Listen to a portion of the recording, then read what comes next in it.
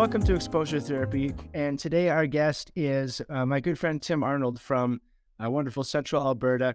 And I met Tim this summer and caught a glimpse of some of his wildlife and photography of nature, and just thought it'd be really exciting to have him on and show us some of his images. So Tim, thank you so much for coming on today. I appreciate that.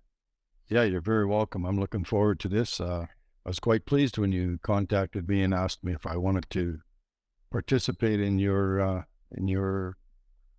shows, your videos, and so on. Awesome. So Tim, before we kind of look at your wildlife photos, and I love these, and we got a lot to go through today. I just want to find out a little bit about you, about how you got into photography, what kinds of things you like to shoot, all that kind of good stuff. So why don't we start with what do you do now, maybe for a living, and how do you incorporate photography into your existence? Yeah, interesting start, TJ. I'm a realtor, so I work primarily residential and acreages, but also farms and land. And the photography comes in really handy because I do a lot of my own photography on the homes, the interiors as well as the exteriors, do some drone work. So that's where the photography ties into what I'm currently doing. I spent 35 years in the oil patch as an operator, contract operator, before I got into the real estate. Photography has been something I've always really enjoyed. And I did quite a bit of it when my kids were little. I have 5 sons. So, as a parent, you're taking pictures.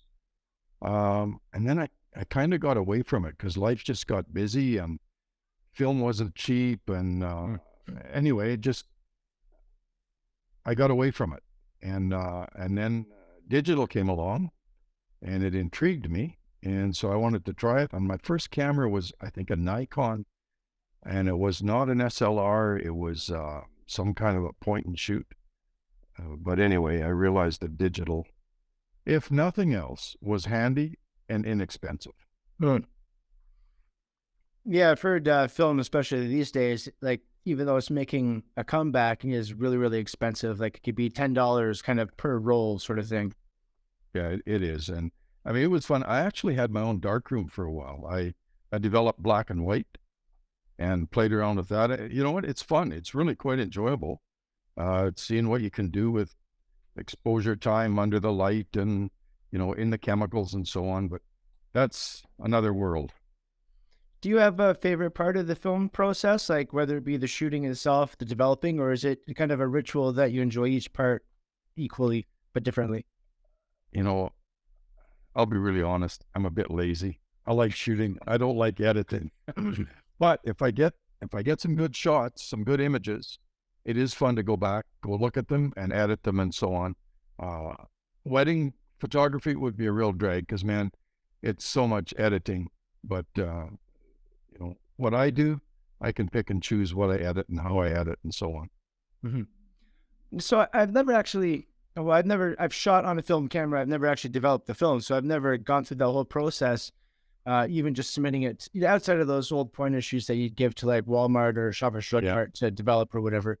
But how long, when you're developing your own film in your own darkroom, how long does that process take start to finish?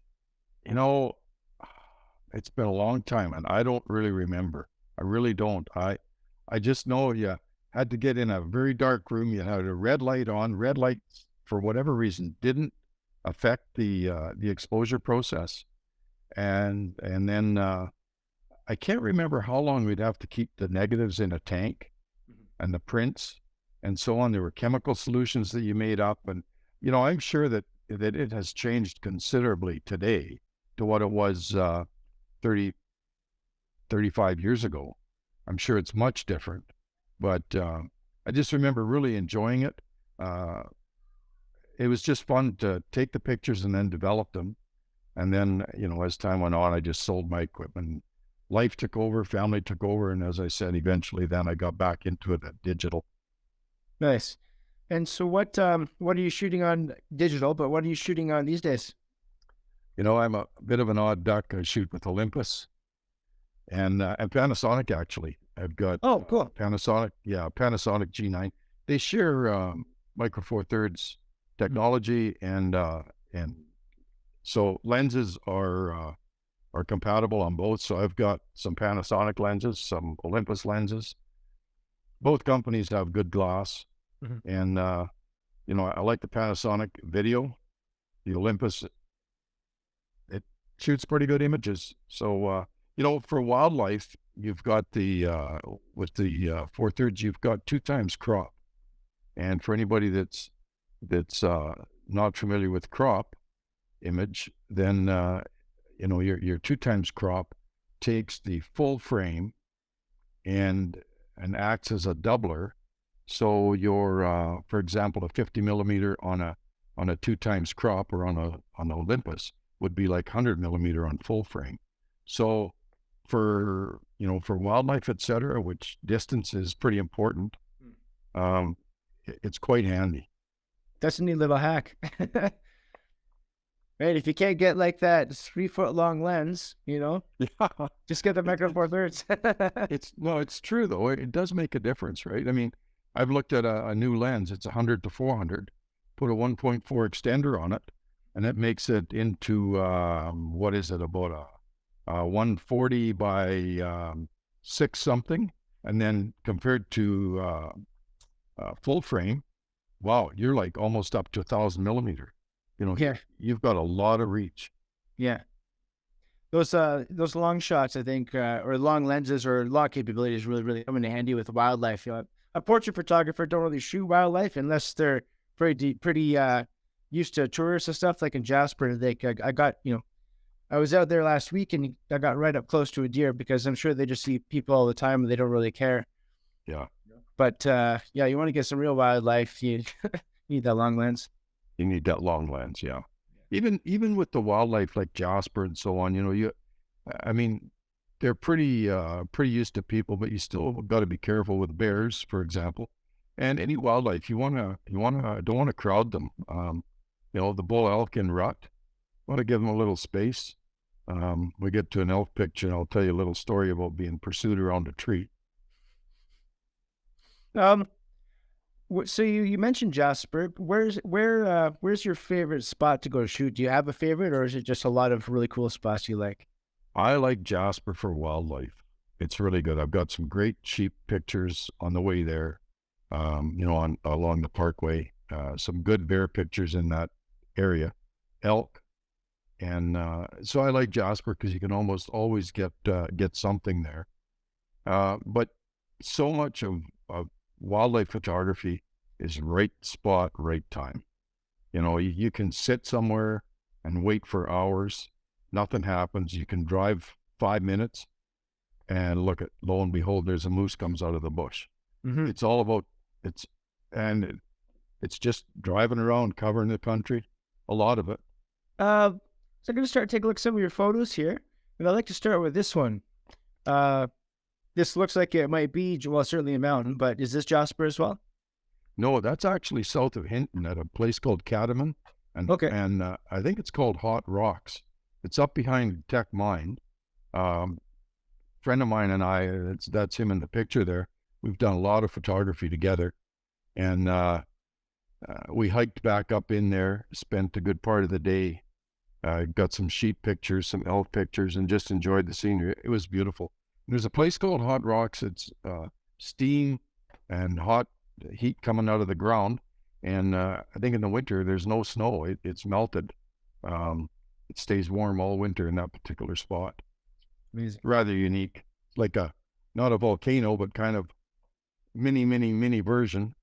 A little bit of steam coming up. How far off the beaten path do you typically go? Whatever it takes. We'll drive. I don't hike a whole lot. I used to hike more. I use my side by side on my quad to get back into the bush. But we'll just drive back roads. And that Catamount trip, um, my friend there, Dan, and he knew about the area. I hadn't been there before, but we roughly knew where it was. So we just drove around and explored until we found a place to park and started hiking. Nice. Got it. Go ahead. You're exploring. You didn't really have like a set. This is what we're going for. It's just kind of go and see? A lot of times it's just go and see, go and see what you can find. I do a lot of trips out west of Sundre, west of Caroline, and so on. And lots of that. I know the country pretty well now, but lots of my trips there are just jump on the quad or in the truck and start driving and see what you can find. Are you going out often for the purpose of photography, or are you taking your camera with you on other business throughout your area as a realtor, or is it like a combination of both? A bit of a combination. When I was in the oil patch, I did sales as well, and I carried my camera all the time. I always had a camera in the truck and got some really good landscapes and some wildlife and, a variety of photos then. The time when you see the best opportunity or have the best opportunity is the time your camera's at home. So you don't Yeah, want that happening. that's right. No. Keep it with you, right? But my trips out west aren't typically photography only. They're just to go and explore and see what I can find. And, you've seen some of my wild horse pictures. They're Mhm. from camping out there and just being around and right spot, right time, actually. I'll just bring that one up right now since you mentioned it. Here we are. Boom. Yeah. They're, these two guys were fighting over a band of 5 mares and they meant business. The darker one was Mhm. the older stallion, and he'd been challenged by the lighter bay. And they came through our camp fighting. And so I got in my quad and followed them, thought I knew where they were heading, and sure enough, they were there. I spent somewhere between 2 and 3 hours following them and shooting images. Shot about 2,000 photos, threw away probably 1,900 of them. Yeah, But seriously. it was incredible. The noise they were making, TJ, we forget. Like I forget I've got video capability with that Panasonic. It's really quite good. After I got back to camp, I realized I hadn't videoed at all. And there had been some tremendous video of them chasing each other and Yeah. fighting and squealing and so on. They get right at it. You can see the tore up jaw on the one. They're bit and scarred and bleeding, and they're serious. This is real stuff. How many, or do you know how many, roughly wild horses we do have in Alberta? You get different reports. The last number I heard, there was somewhere around 2,000, which would be from Hinton area all the way south to, I don't know, south of Bragg Creek, down in that country. I'm told west of Sundre, in the general area west of Sundre, Caroline, there's about 900, but that was several years ago. So I don't know how many there really are. Mhm. I know there's lots of them. Although you can make a trip out there. I've done trips. I've not seen one, but I've also done trips where I'll see 30 to 50 in different bands. That's amazing. Wow. I I, couldn't I imagine. like I don't, I like horses. I've always liked horses. I've owned several, so I enjoy watching them. Most of them are pretty curious. The odd stallion will try and send you on your way. He doesn't really like you intruding in his territory, but horses are a very interesting animal to observe. what would you say, just off the top of your head, is the, don't want to say scariest, maybe scariest or most dangerous experience you've had? Like you talked about that they could be serious and, shooting any wildlife, you have to be careful. So what would you say in your experience is like the closest call that you've had with a particular animal? Eh, that's a good question. I don't know that I've had any. I've been very close to some bears. I've been close to a bull moose. Probably the one that got my heart going the most was when the bull elk ran me around a tree. And he fortunately was ended up that he was bluffing, but he wanted to see if I could move, and I found out I could. But the odd person has, got the worst end of that deal. So you just got to be respectful of them and not push them too far, not crowd them. When they're in the rut, they are unpredictable, and you don't want to get in the way. So an elk experience. Dan would tell you this story. He thought it was pretty funny. He was watching, and it came after me. Yeah, but I'm sitting here, so it didn't get me. That's right. Live to tell the story. All right. You say you got pretty close to some bears, and I love this particular photo. It's like probably the closest up photo I've seen of a bear. Yeah, I've cropped that in some, but I was max 50 feet from that guy. I was out of my vehicle, crouched down low to get a good low shot, and he was eating the grass, dandelions and so on, and munching away. You know, people can say what they want. I think I'm really pretty careful, pretty respectful, and I'm watching very closely. And you can see he's got his eye on me. I'm Yeah. not crowding him. I'm not, going closer and closer and pushing him. Kept my distance back. And you watch their face, watch their ears, and if they're getting distressed, generally they'll give you a sign about it. They'll Yeah. indicate. You'll get that indication that they're distressed and not happy. And then it's best then you don't want to put them in that spot. And if they get there, you better back off. Yeah. Yeah. Very rarely are they just going to lash out. You're going to have some type of warning before that happens. Typically, you will, yeah. They'll throw their head back and forth. Their ears will go back some. They'll give you signs. Now, how's their behavior differ from black bears? That's a really good question. This particular black bear she was quite content. She had 2 cubs with her. Again, I'm not threatening them. I'm shooting off the highway actually, and they're just having fun browsing in their dandelions.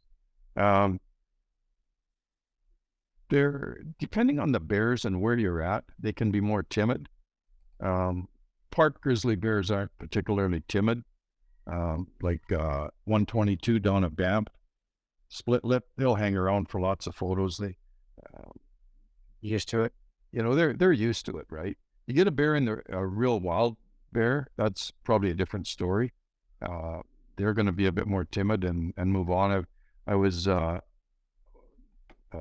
several years ago was on a bear photography trip, and we saw 10 bears in 2 days.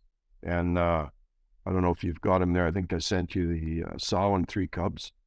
Yeah, I have them up there. And that trip, we were up the Holmes River, the Beaver River at McBride, looking for bears, and found a couple grizzlies.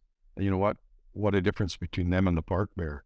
They spotted us, and they were gone. They're much more difficult to get good images. They're pretty leery of people and vehicles and so on. I've heard that, and not like being a wildlife expert myself by any stretch, but that the black bears are kind of more skittish, more scavengery, less likely to be confrontational, and then the brown, like the grizzlies, they just don't care. they're They're the king. They're the king animal in the bush, really, in the food chain, in our part of the world. And black bears, yeah, they'll be more, I guess you could say scavengers. They're just a different demeanor. Let's face it, it's not unheard of for a grizzly bear to eat a black bear, especially the cubs. So you can tell who's king of the food chain. Another predator that you never think of as a predator are these guys. Oh man, yeah, I just took that the other day. I really like owls. They're a very interesting bird. There's a pair had nested in a tree real close to my son's house. And so I've gone out there just about every day and took images and kind of kept track of them. Not sure exactly how old they are. I think about 3-4 weeks. And they're at the stage called, they're called brancher owls now. It's a great horned owl, but they're called brancher because they can't fly. They fall out of the nest, sort of fall to earth, bounce around on the branches on their way down, I guess. And then they walk around on the ground until they can kind of half flutter, half climb back up into a tree, and they get on branches and so on. So the name branchers. They're And get quite a difference in size between like the physical body of the bird if you were to remove all its feathers. oh yeah. There's not a lot to them, but horned owls are by far the most aggressive. They're real hunters. they get right after it. I'm told great grays are more, they get after mice and smaller things like that. But these guys will tackle bigger animals. In fact, one day when we were watching them up in the nest, it's probably back 10 days ago, I heard a thump on the ground. And so I walked over, and right just away from their nest is a muskrat laying there dead. It had Oh, fallen out. I don't know if these guys pushed it out of the nest. I don't know how, but it definitely came from there, hit the ground. And so they, one of the parents would have gotten it, probably caught it going across the ground somewhere, going across to a pond, and brought it home. awesome. Good. That's a good mom. Good mom or good dad. Good mom, I guess. Yeah, not so good at kids to kick it out of the nest though. Yeah, no, no, for real. Throwing away supper. You said you like going to Jasper for the wildlife, and yeah, even being there last week, there's elk and coyotes and mountain sheep that are just everywhere, and you have a whole bunch of mountain sheep, and yeah, I love this one. So is this one also in Jasper? Yeah, it is. This is I don't even know what it's called. There's a mountain. It's close to the town site. Um, Trying to remember. I think it's off the road that goes out to the lodge, or out to the lake, by the Jasper Park Lodge. And you Okay, can climb up that mountain. So Dan and I were out there one trip, and we climbed that mountain. is that the And Whistler? no, no, it's not Whistler. I wish I knew the name of it, TJ. It's just it's not very high, and it would probably be south and east from the town site. Okay. Yeah. Sorry, I should know better. I could take you there, but I don't know what it's called. Speaking of, I saw you were going to Jasper, and I thought, man, it'd be fun to go and join you for the day, but it just wasn't happening. Yeah, well, I'll be coming down your way actually. I'll be spending a day in Calgary and Drumheller as well. So maybe you want to join me for the drum portion of that. Sure, sure. Yes. Yeah. So yeah, you got a bunch of these mountain sheep photos here. Let me just go through these. And how, like, I know hunters. Yeah, we still got some down here. I like this one. This is real close up. Yeah. Hunters have died trying to get these things. So how elusive are they? I like this one too. Look at that. Just kind of Okay, so this here was a bit of a this was a bit of a long range shot. I did some cropping to get this. This was a cattleman. Remember the first picture we started with, and yeah. a mountain in the backdrop and so on. This was one of the sheep I got out there at Cattleman. He's just sitting out there. This was in I think it was in June, early June, because we were out for bear and sheep and so on. And so, early June is a great time for bears because they're liking all the grass and the dandies. And anyway, he's just sunning himself on the rocks. And yeah, it was fun. That was a good afternoon, just sitting among them and observing them. Yeah. Sorry. So how difficult this is to get shots of these guys? Like, you don't have a gun, you have a camera. Like, do they know the difference? Well, they're actually protected, for one thing. And the big rams are drawn for. And oh man, can't believe this. Can you hear that cat? Yeah, oh, yeah, yeah, yeah. Can you make an Oh, introduction? He's he can be fairly friendly, but he's fairly annoying at times. He's really demanding. Anyway, the sheep are, those cattleman sheep weren't that terribly skittish.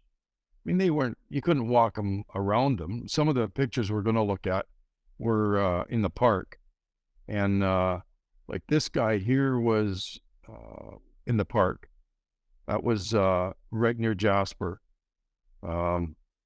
Same place as the first one we looked at, was up on a bit of a mountain real close to the town site. And this is down low there by a lake, I guess. Yeah, these were taken several years ago by Lake Minnewanka. And that was sometimes Dan and I'll just jump in the vehicle and take the gear and leave at 5, 6 in the morning and head out and see what we can find for the day. Go out, to the park, right? Yeah. And that particular trip, we found these several of these rams. And again, they're not particularly skittish. You can't walk up to them, of course, but they don't run away neither. And they seem to like the attention, actually. Especially the one on the right. Yeah. They look really kind of mangy, eh? These ones. Well, it's in June, so they're shedding. Yeah. You get later on in summer and they'll look pretty good. They'll, they sleek up and so on. But yeah, tell you what looks really bad is goats. I don't think I sent you a goat photo. I don't have a lot of them. Goats are more elusive Yeah. and they look mangy. And mountain sheep, of course, famous for this type of behavior. Mm-hmm. This was at Catamount as well. That's a good spot. Area. I went back there. It was a really good spot. We spent hours sitting there watching elk and sheep. So moving on to another species, and these are, I don't know, to me, I think just as scary as bears. Yeah, this guy was, this was in the rock. So Moline Lake Road. Oh, yeah, I know the Up towards Moline Lake that's real, where you'll often see moose in the fall. And that's where I found this guy. It's a long hike back to Moline Lake. And I think I did it 3 times in 2 days. And I say hike. Let's not kid ourselves. I'm driving. I'm hiking with my truck. But this guy was following a cow around, a cow that had a calf. So I got a few pictures of them, but this is a pretty nice bull for park bull for Alberta.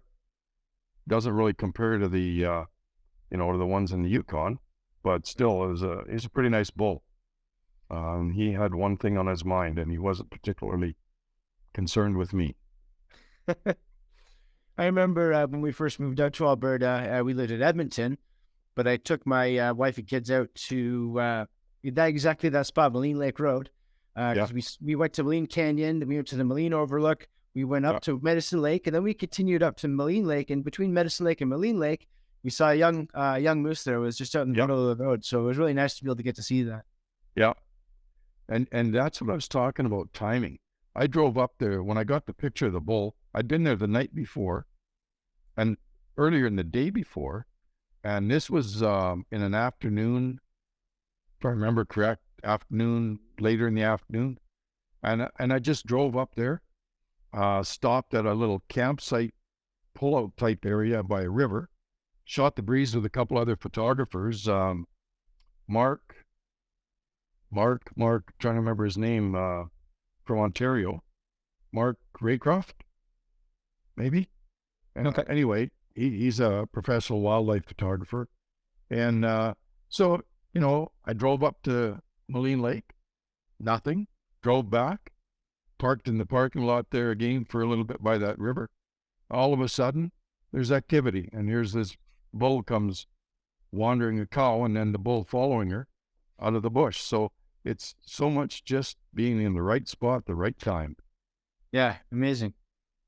And there's so much if someone hasn't seen a moose in real life, they're enormous, absolutely enormous. I believe that God had a sense of humor when he created them because of their looks, and yet they are so, how does he get that big rack through the bush? They can go through so quietly if they want to. Then on the other hand, if you can hear them banging and crashing and so on other times, but if they choose to be quiet, they can be very quiet. I don't know if you ever seen the video of, let me see if I can find it. I'm just going to see if I can find this. There's a video of a moose running through the snow. It's like, you can see some people there and it's waist deep snow. Oh, here it is. Can you see the video now? Oh, yeah. All right, here we go.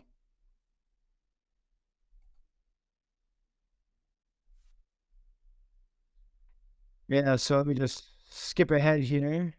Don't want to get busted for a copyright claim or anything. Here it is. Here he comes. Yeah, just like blast through, no problem. Yeah. Yeah, just blast, plowing no through the problem. snow, just beating a trail, eh? Absolutely amazing. Like incredible creatures. Oh, where are we now? Here we are.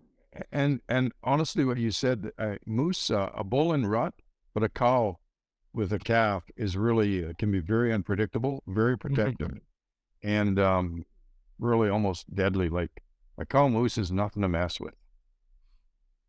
Yeah, any of them, like yeah, any of them. I see people, or see, you see those videos like that, like the video we just watched, but the people are just trying to see how close they can get, for a cool Instagram video or something, and then they get trampled. Mm. You know? You know, it reminds me, Dan and I were heading up the Parkway on one of our beer trips, and there's a grizzly digging in the roots and so on, fairly close to the highway. So we stopped and we were just watching him, taking a few pictures. Up pulls a van, out gets a family. This lady sets up her 3 kids, not right at the bear, but up towards the bear. And then she goes back, so she gets a picture of the kids with the bear in the background. And they were close enough that I did mention to her that it's probably not a real good idea. She didn't seem to have any concept, though, that that bear wasn't like a zoo bear.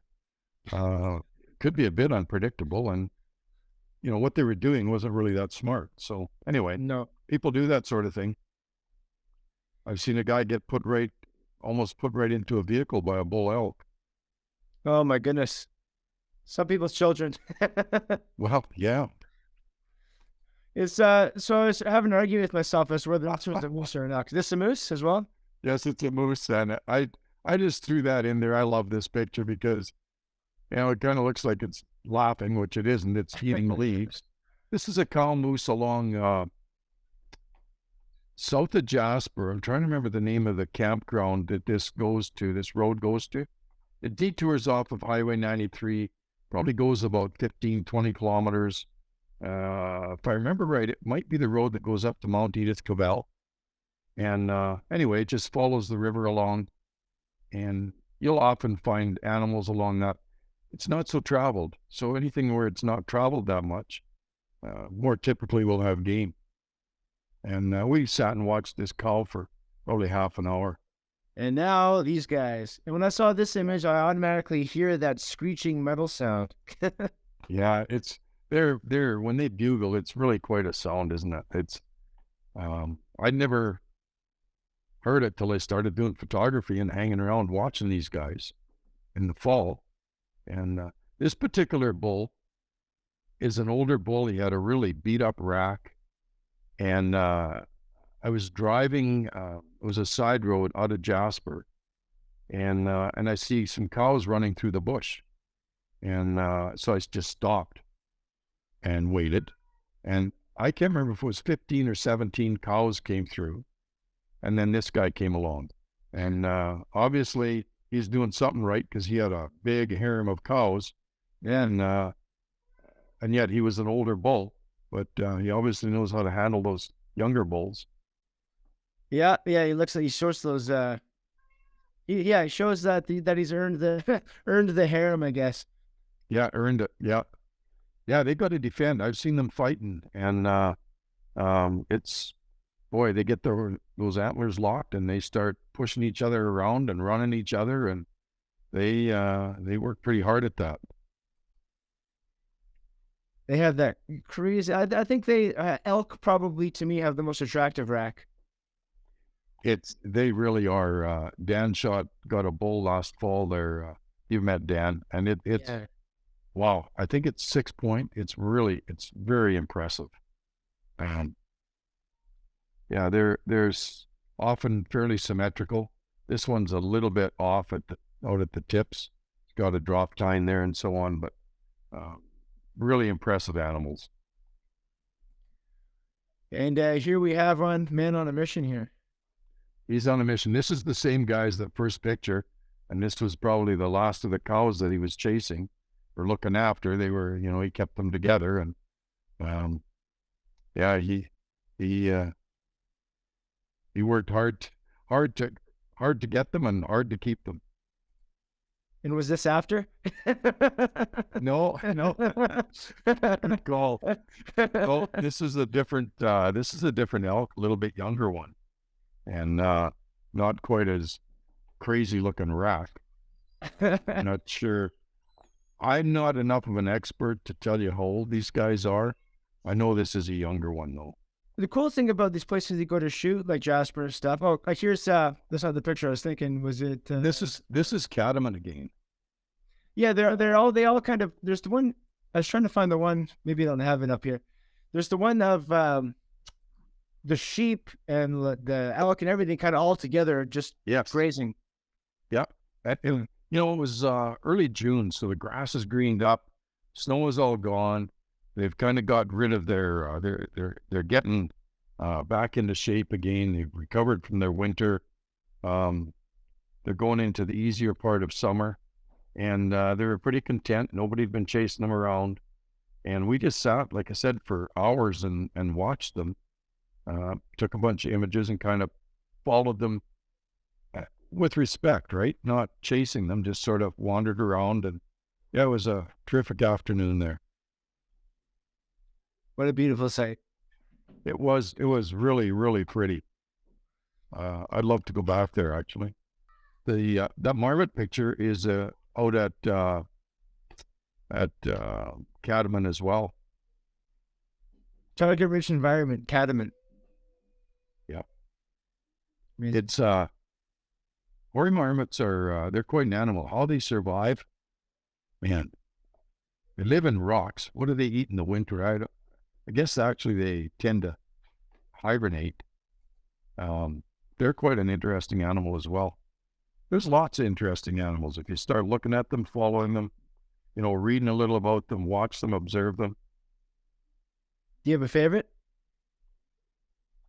Yeah, grizzly bears. Yeah. Yeah, they're really cool. They're just so majestic, carefree. I've seen them wandering through the bush, wandering down at in the park. You'll get them wandering down the road, which is really not that thrilling, but they just wander along. They don't have a care in the world. They are afraid of no man, and those big long claws. They're just such an impressive animal, and I like them all really. I enjoy them all, but probably grizzly bears are my favorite. I remember when I always joke about when we were choosing where to move in Alberta. When we chose Northern Alberta, I divide Alberta by thirds based on threat. So the bottom half, Southern Alberta, you have your snakes and scorpions and stuff like that. And I was like, I got small kids. I just picture them like stepping in a hole, playing by coolie or something. And then Central Alberta, where you are, of course, you have like the weather patterns that get you. And then up north, it's the bears and the cougars and stuff. So I thought we'd take our chances with the bears because you can see them coming. But they are pretty, I mean, if a bear wants you, it's probably going to get you. If a bear wants you, it's going to get you. They can be confrontational, but typically not. Typically, they're not a hunter. Somebody watching this may dispute me, but typically a bear, unless they've got young and you separate them, you corner them or something, they're not really going to be after you. Cougar is probably the one that's the most, could tend to hunt you. They'll follow you. You read stories about it and hear guys talk about it. And cougars are cats, and cats can be very sneaky and elusive. And they're not always after you, and that's something I've only seen once in wild, and didn't get a chance to get a picture. They are out in the country that I go to. In fact, you talk about Drumheller, they're down in the river valley, in the Drumheller area, between there and Red Deer. Guys will talk about seeing them or seeing tracks, but boy, they're pretty elusive. Have you ever caught any wolves? I have a wolf rug. It's not a very Good photograph. story. I used to drive a logging truck in BC way back when I was a kid, and actually the wolf got in the way and got the worst end of it, so he ended up as a rug. I've only seen a few, TJ, and at a distance they're pretty elusive, but right time, right spot. I guess, yeah. You can find them. They are around Jasper. There's a few packs around there. In fact, there's a pack that you see in the wintertime. I've seen it twice. Up at trying to remember the name of the lake up from Jasper. It's just up behind the town site, about 5 miles. Pyramid Lake. I know that one. I was just there. Yeah, you go up there, and you go past the little resort area, and you get back farther, and there's a little island with a bridge out to it. Yes, Walk that's over the right. bridge. Yeah, that's right. Okay, from that bridge, I observed 3 wolves crossing the lake. Too far away to get good shots, Yeah. but definitely were wolves, and uh, so there are wolves around there. Um, Probably the closest I've been was out west of Caroline. Big wolf right on the edge of the road. By the time I could get stopped and get my camera, he was history. Yeah, no But doubt. he was a beauty big wolf. So they are around. It's crazy to know that they're well, it's not crazy to know that they're right there. I guess I should assume that they're right there, but it's just neat to know like you're in a spot and there they are somewhere in the trees, you know? Oh, honestly, wildlife so often, I think when we're quadding or hiking, going somewhere, even driving out west, you wonder how many animals you go by. We don't see them. They see us. They're just sitting off the road watching. And, because we do not have the senses that they do. It sure beats being back in Toronto where you get squirrels, raccoons, pigeons, and the occasional like seagull. Maybe a coyote. We get foxes here and there. A fox is like a really exciting thing to spot, you know. Um, but yeah, it's quite a different world out here, and one of the reasons why I absolutely love it and why it's way better. Well, I think you made a great choice to come, and that's a good part of the world to live in, up Valley View area. Yeah, it's beautiful up here. Different parts of Alberta have their beauty. They do. And don't get me wrong, like as much as I joke about like the weather in central Alberta and like the snakes, the scorpions, in southern Alberta, having seen most of the province, I love the whole thing. It's beautiful. Yeah, such a variety, contrasts. Yeah, exactly. That's what I love. There's so many different types of topography and wildlife and everything, and it's all very accessible. Yeah, yeah. We live in a great part of the country. We do. And for half the year, it looks like this. Yeah, And is this a whitetail? it is. And I got to thank Dan uh, for showing me where these guys were. He'd been they're actually in a park in Calgary, believe it or not. There's a herd of whitetail hang out in there. And we went in just before Christmas. I think it was just before or just after. It was minus 25 that day. We spent, I don't know, 2 hours, 3 hours. Spent quite a bit of time hiking around and found a few big bucks. And this guy was, I mean, his antlers are so non-typical. See that big drop on the left side, that big drop tine? That's like so non-typical. He was pretty good sized deer, and they weren't that interested in us. I mean, they weren't going to hang around to get petted or anything, but we were able to get reasonably close and spend a bunch of time following them and taking images as they were eating. Just something that thought occurred to me. When you're going to shoot wildlife and if you're trying to inch maybe a little bit closer, do you find seasonally, or which season I think would you find makes it easier to sneak up on them? Like the snow, does it soften your step, or does it add a crunch that makes it harder to get to them? Like when do you find it easiest to get closer to the animals? That's a good question, and I'm not sure I'm the guy to really ask because I'm not, I'm not going to blow smoke. I'm not an expert. I love it. I really enjoy it, and I do work at it. But there's other guys that know better than I do. I think when it's wet, though, and snow would have it somewhat wet, is better as long as it's soft snow and not crunching.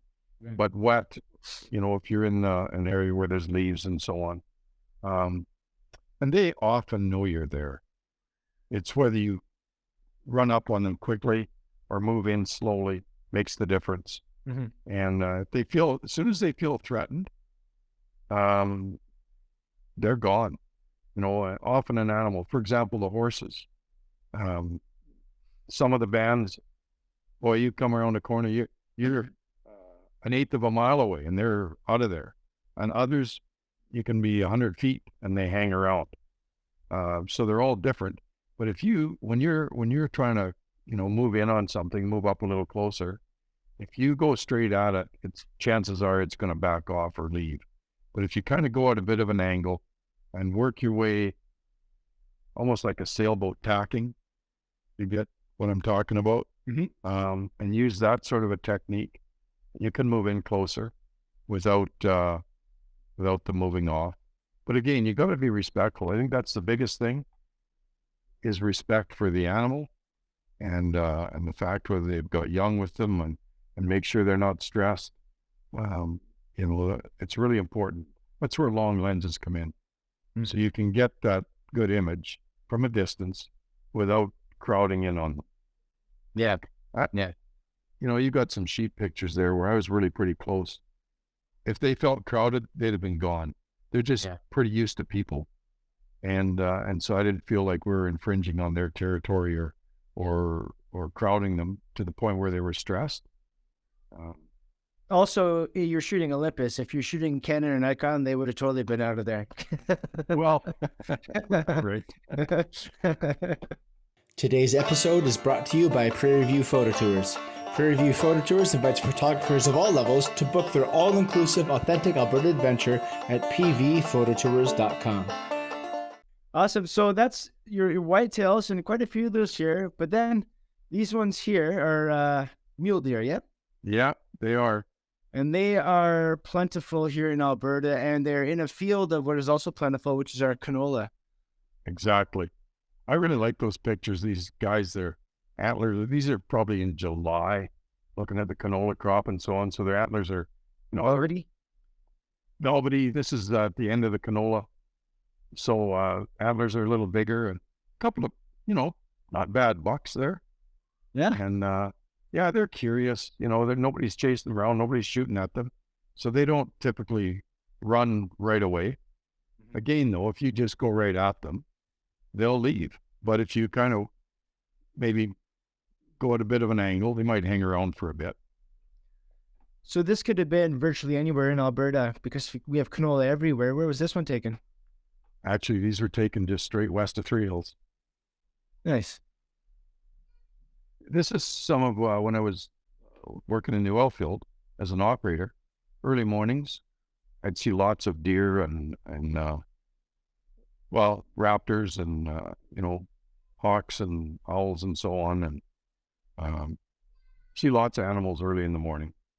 Do you for inspiration, like, is it just the act of the shooting that you love? Do you have, like, are there other photographers that you like to look at, that you like to study, you like to read about, anything like that? Do you like to look at others' work and, did you draw any sort of inspiration from those that came before you? Or is it just something that kind of you picked up that you just like to do? A lot of it's picked up. I've gone to some seminars and so on, did some stuff earlier. I don't necessarily have the time for it now, or don't, that's not right. Don't make the time for it. Because if something's really important, we'll take the time and make the time. Darwin Wiggett is a photographer that I really enjoy his work, and tried to, I don't know if I want to say copy it, but learn from him. And there's others. I read magazines, photography magazines and so on. And quite honestly, I refer to Dan. We've done a lot of trips. I've learned lots from him. He's really good.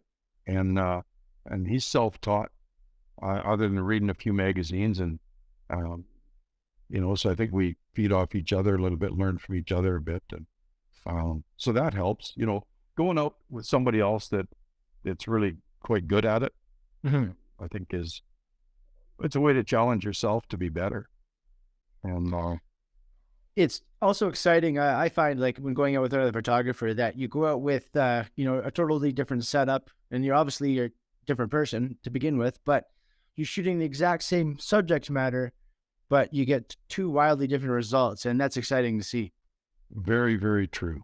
And it is interesting to see some of the, just the difference in the angles and so on, the gear a little bit, but really it's the eye. And I think that's, more than the gear, the eye and the aptitude for it and the ability to compose and so on, and the ability to keep the animal from leaving, like have it feel comfortable with you there. That's a big part of it. You know, some of the bear, elk, etc. You know, you want them to be comfortable and not threatened, and that's a bit of an art to be able to do that. Yeah, no, absolutely. It's like I was just gonna say from my security experience, I'm like it's like watching people try to approach a girl in a bar. So you have to approach it the same way they approach basically any of these wildlife. Well, I've never heard that analogy before, but You're saying before, you know, you gotta don't go direct line, go kind of, you know, kind of like the stick the sailboat, and then you know you kind of gotta get close and don't go straight at him, but don't go too fast, and you know, long lens, stay at a distance, all the things, right? Um, I'd like to finish off with this one here, and I absolutely love this one. For so many reasons, the contrast, the color, um, obviously it's beautiful nature shot. So talk about this one. TJ, this is a great story because wife and I took a trip to North Carolina a number of years ago. Probably, I don't know, I'd say it's 15 years ago, um, 12 at least. And I wanted to drive the Blue Ridge Parkway. And so this was just at the start of it by Asheville, North Carolina. And it had rained, cleared. It was still raining where we were. So and maybe someone was just coming out of the trees, and I'm like, I don't want to get out my gear. I'll just do this with my phone. Back then it would have been like an iPhone 4 or 5 maybe. Mm-hmm. And it's probably the best image from the whole trip. For one thing, that night, there's a big windstorm came up and blew or a lot of the leaves off the trees. So, you know, even this scene wouldn't have looked the same. But this just goes to show right spot, right time, right conditions. You know, with a flipping iPhone, I get a really decent photo. And so doesn't matter your equipment so much as just your eye, and take the shots. You know? Yeah, I like to equate that to you know, you can take an F1 race car driver, and you know, you could put him in a Ferrari, or you could put him in, you know, like a Chevette, and he's going to do some awesome things with that Chevette because he really knows how to drive. He could do even more amazing things with that Ferrari, but if you're a terrible driver, you're not going to do anything with that Ferrari. You'll probably crash it, you know? Yeah, absolutely.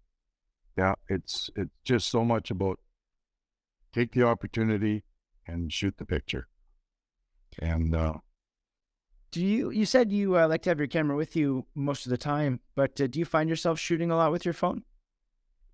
You know, way more than I used to. Phones are so, they're incredible what they can do. Now, again, you get into poor light or certain situations, you just, you know, a good camera, good lens is going to give you a better image. There's no question. And, but today's phones, man, you got so much control over them, and they do a tremendous job. So, yeah, I shoot quite a few photos with my phone. I do not shoot house interiors with my phone though. No, we draw the line there.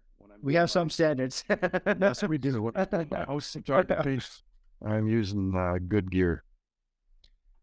There's now when we got on today, just before we started recording, we were talking about different social media outlets and websites and whatever where you might display your work, and you said that you kind of just like to do the process and keep to yourself, and you do make a couple of prints. We can see some of them behind you on the wall there. But something I did want to bring to your attention is an app that I just was introduced to about a week ago, called Glass. And I went to check it out. It's a paid membership, so it costs you $30 a year. But there's no like algorithms, there's no ads on it, there's no video or influencers or anything, and it's just for photographers. And the feed is very you just have like single photos, and that's your feed. It's just photos, photos, photos. You click on a photo, you can check out a description about it, but the app automatically uploads all your EXIF data, so you get all your camera settings in there. It automatically tells you what camera was shot on, what lens it was shot on, and it's just the people that really care about photography. So it's a real nice treat actually to go and post some photos there and get some, get some love on them or some feedback on them from some other people Mhm. that actually care about the craft. It's really cool.